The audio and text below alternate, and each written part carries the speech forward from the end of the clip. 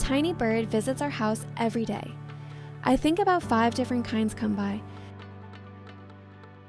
But my first pick had to be this one, the chickadee.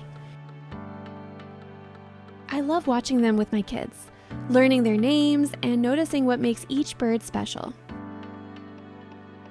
This one is impossibly cute.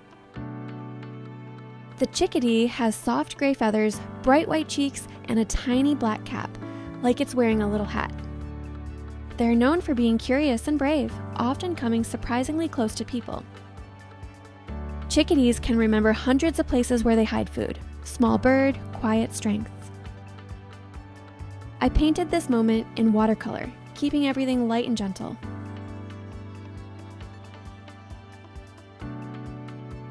Chickadee, the first bird in my window series.